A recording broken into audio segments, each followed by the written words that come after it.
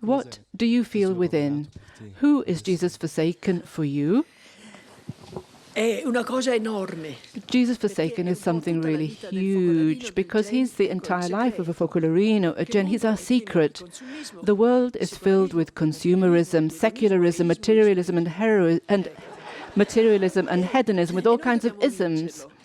We have to conquer the world, which we also have within us. We're attached to things, to people, our family, our country, to our studies, to all kinds of things that stop us in our tracks. We're suffocated by all these isms around us. Jesus forsaken is in all these sufferings, all these obstacles. I feel I've come to a standstill. I can't even smile at the other Jen. It's Jesus forsaken. Embrace that, being at a standstill. He felt like that. Then he said, "Oh, why have you forsaken me?" And then, "Into your hands."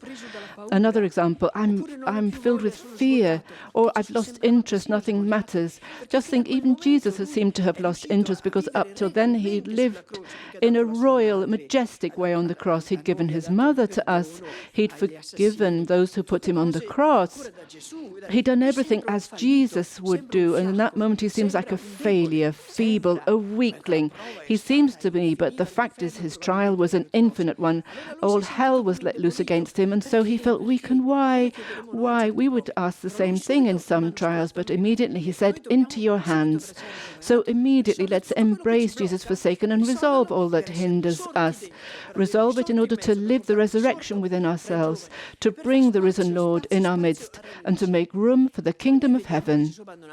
Then we see that Jesus forsaken is in others too, because they suffer. He might be an orphan. We have to love that person and be a father or mother. Maybe someone is desperate or betrayed or a failure. Someone might be divorced, alone, or in prison. We have to take away these sufferings from everyone by loving them. What hurts the others is mine. I have to take it from them out of love for Jesus forsaken in them. Then we see all these barriers, tensions and wars between East and West, the difficulties between North and South, between generations, between races. We must work to overcome these things. So you should see Jesus forsaken not only in the trials, but also in all these divisions. They might say, "You're fanatics. How can you possibly hope for a united world?"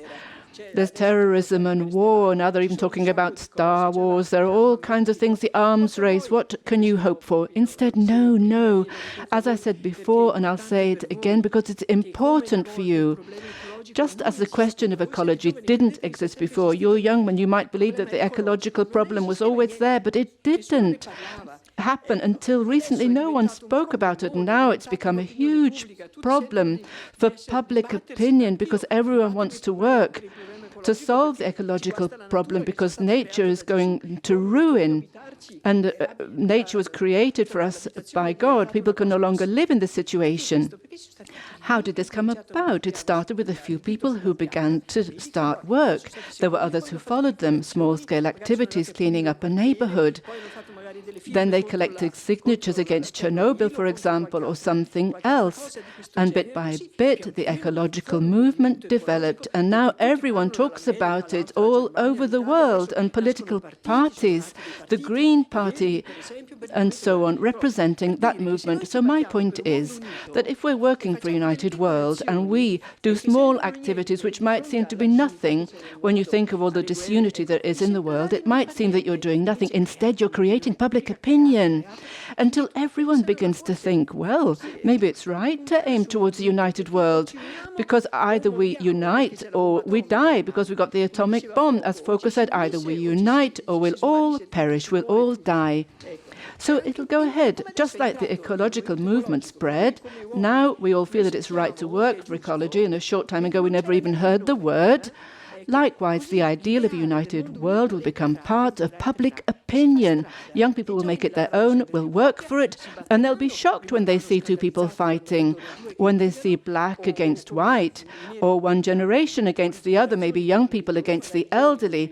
They'll be scandalized because a new mentality has come about, a new opinion, a public opinion, and this will open the way for you, and Jesus will take it all ahead.